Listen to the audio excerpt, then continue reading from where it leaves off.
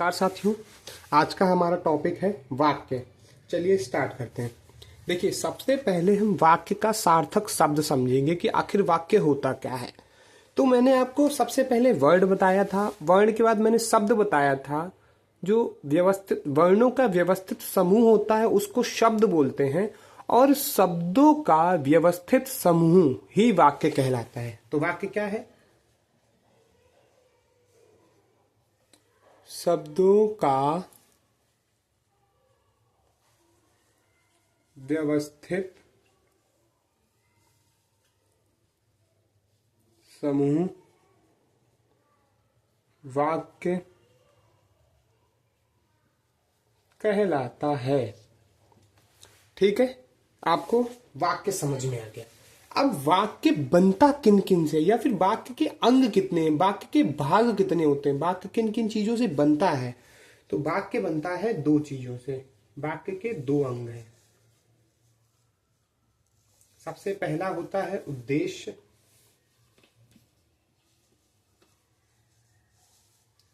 जिसको हम इंग्लिश में सब्जेक्ट भी बोलते हैं। दूसरा होता है विधेय, जिसको हम ऑब्जेक्ट भी बोलते हैं। अब मैं आपको उद्देश्य और विधेय बता देता हूं। उद्देश्य होता है जिसके बारे में बात होती है, जिसके बारे में वाक्य में बात होती है। अभी मैं आपको एक एग्जांपल दूंगा तो आप उससे इजीली समझ जाएंगे। और विधेय होता है जो हमारा सब्जेक्ट है, उसके विषय में जो बात की जाती है। मतलब उद्देश्य के विषय में जो कुछ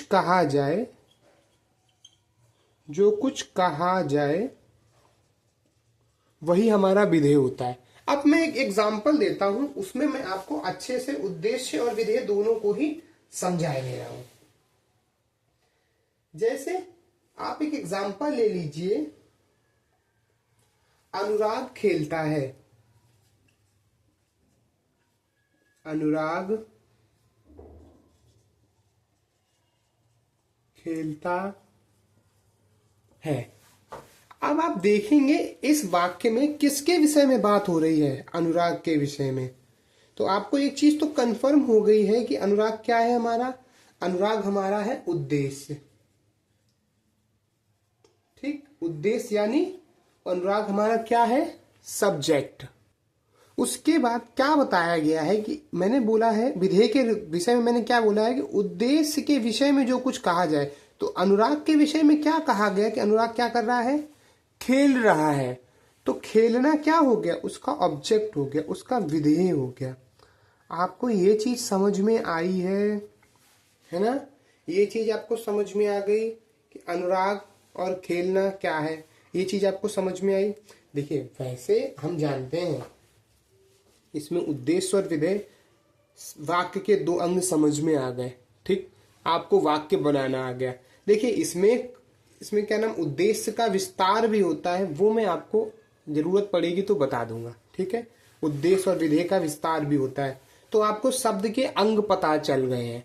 अब हम बात करते हैं। देखिए, शब्द जो होते हैं, जो वाक्य होते हैं, वो कई प्रकार के होते हैं। आपने नेगेटिव भी पढ़े होंगे, सिंपल वाक्य भी पढ़े होंगे, इच्छा सूचक भी पढ़े होंगे, संदेह।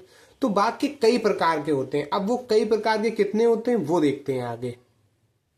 देखिए, सबसे पहले हम वाक्य देखेंगे अर्थ के आधार पर। अर्थ मतलब जो हर वाक्य होता है वो अपना एक अर्थ देता है। तो अर्थ के आधार पर वाक्य, अर्थ के आधार पर वाक्य कितने प्रकार के हैं? अर्थ के आधार पर वाक्य होते हैं 8 प्रकार के। सबसे पहला हम जैसे जानते हैं साधारण वाक्य, जो साधारण अर्थ देते हैं, जिसमें सिंपल बात होती है, बिल्कुल साधारण वाक्य, जिन्हें हम विधान सूचक वाक्य भी बोलते हैं। विधान सूचक वाक्य। अब देखिए, आपको इसमें एक चीज समझ में आ रही होगी कि साधारण वाक्य कैसे हैं। बिल्कुल सिंपल, इनका अर्थ बिल्कुल स्पष्ट होगा। जैसे एग्जाम्पल के तौर पर मोहन मोहन खा रहा है। आपको सीधे सीधे बात समझ में आ गई है ना? आपको समझ में आ गया मोहन क्या कर रहा है? खा रहा है। एग्जैक्ट बिल्कुल सिंपली समझ में आ गया। बस यही साधारण वाक्य है। उसके बाद दूसरा भाग आएगा जो कि है निषेधवाचक।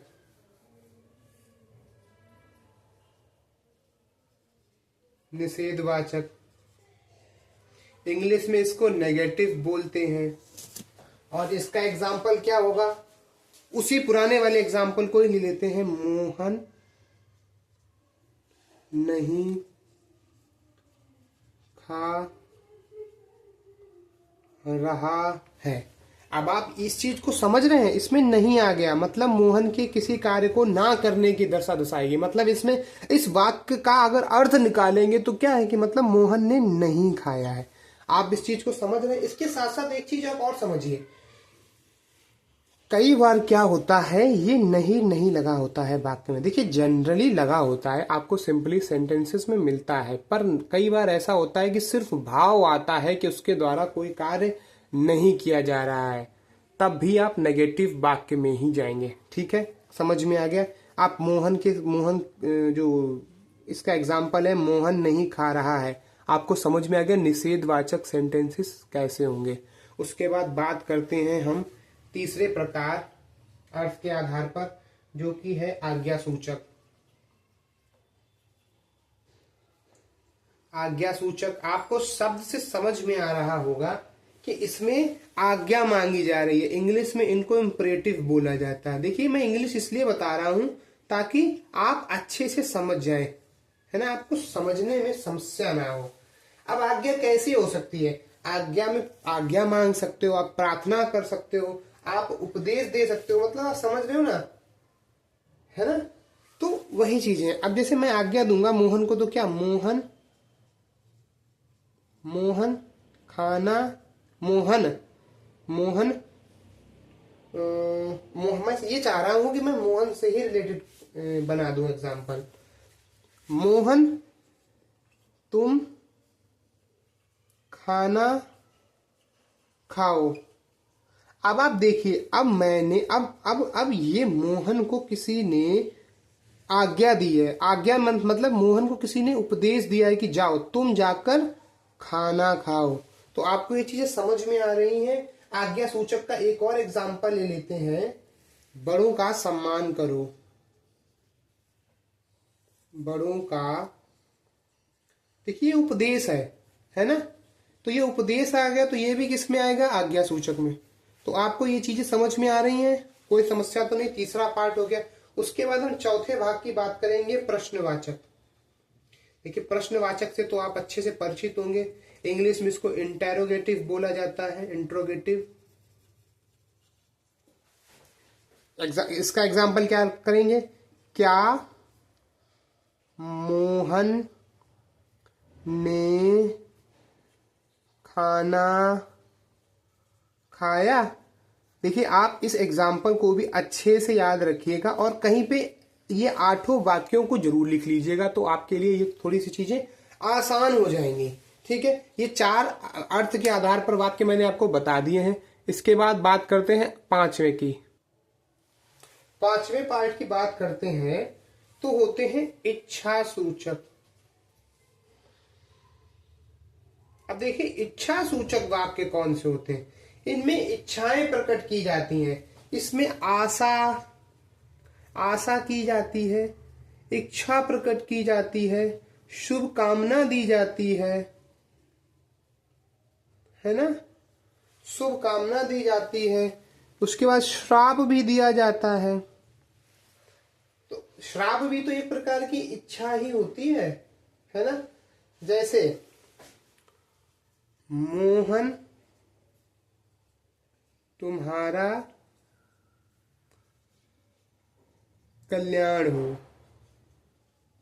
है ना? तो इसमें कल्याण होना क्या है? इच्छा ही तो व्यक्त की जा रही है। इसमें आशीर्वाद दिया जा रहा है। भगवान भगवान तुम्हें लंबी उम्र दे, लंबी उम्र दे, है ना। तो इसमें इच्छा ही तो प्रकट की जा रही है। कोई हमारे जो हमसे बड़े हैं वही तो हमारे लिए ये इतनी अच्छी बातें बोल सकते हैं। आप समझ रहे हैं ना।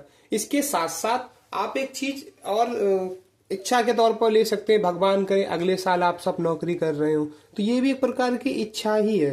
तो इच्छाएं कैसी हो सकती हैं, आशा की जा सकती है, इच्छा, शुभ कामनाएं और श्राप, इस प्रकार के जो वाक्य होंगे वो इच्छा सूचक होते हैं। उसके बाद छठे प्रकार के वाक्य आते हैं संदेहवाचक। और संदेहवाचक आपको समझ में आ रहा होगा कि इसमें किस प्रकार के वाक्य होंगे। इसमें संदेह होता है, जैसे स्पष्टता से आपको संदेह समझ में आएगा।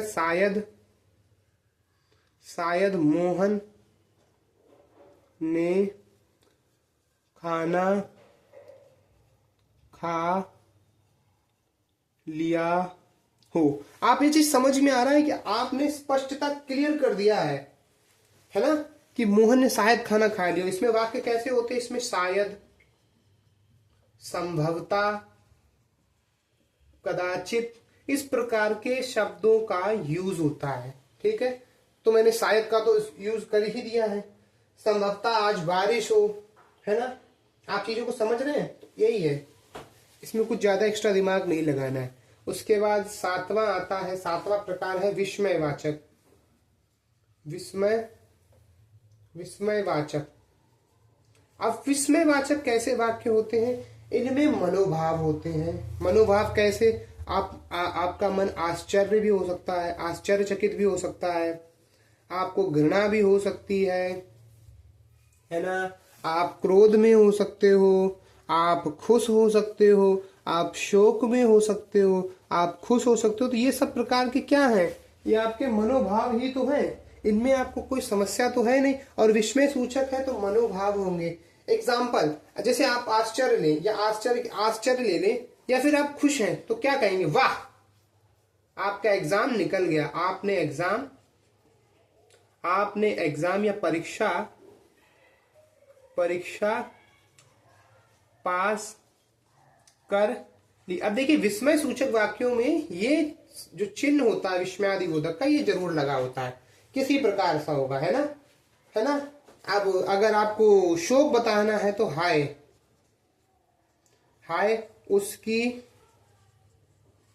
उसकी बाइक खराब हो गई, है ना, या वो जल्दी आउट हो गया, है ना। तो आप इस चीजों को समझ रहे हैं। अब जैसे शाबाशी दी जाए तो शाबाश, तुमने शतक लगाया, है ना। तो ये आप चीजों को समझ रहे होंगे। विस्मयादिबोधक ये विस्मयवाचक वाक्य कैसे होते हैं। उसके बाद हम बात करते हैं वाक्यों के अंतिम प्रकार के वाक्य, जो कि हैं संकेतवाचक। इनमें संकेत दिया जाता है। संकेत कैसा हुआ आप समझिए, संकेतवाचक वाक्य।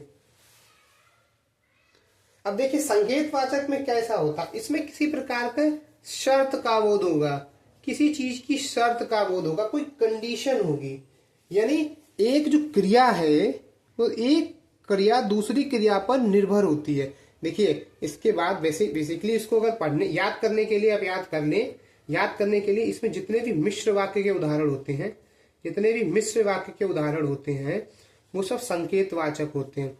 अब मैं मिश्र वाक्य आपको कल की वीडियो में कराऊंगा, लेकिन उससे पहले मैं आपको संकेतवाचक एक दो एग्जांपल्स दे दूं तो आप उसको समझ जाएंगे। जैसे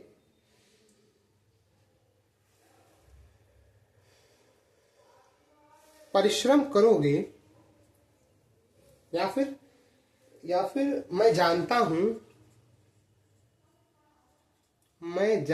हूं कि ये कॉपी तुम्हारी है। देखिए ये वाक्य का वैसे कोई तुक नहीं है, पर आप आश्रित होने का शर्त देख लीजिए। एक शर्त उसने पहले ही डिसाइड कर दी है, क्या, कि वह जानता है, क्या जानता है कि ये जो कॉपी है वो किसकी है, वो तुम्हारी है। मेरे हिसाब से आपको अर्थ के आधार पर वाक्य 8 प्रकार के होते हैं, यह चीज समझ में आ गई होगी। इसके बाद हम लोग पढ़ेंगे अगले वाले पार्ट में रचना के आधार पर, और रचना के आधार पर वाक्य 3 प्रकार के होते हैं, जो कि साधारण वाक्य, संयुक्त वाक्य और मिश्रित वाक्य। उसी वीडियो में हम लोग उपवाक्य और उसी वीडियो में हम लोग पदबंध को कंप्लीट करेंगे। तब तक के लिए आप ये वाक्य से रिलेटेड बहुत छोटी वीडियो है, 8 पार्टों 8 जो प्रकार हैं अर्थ के आधार पर, वो आप समझिएगा। तब तक के लिए धन्यवाद।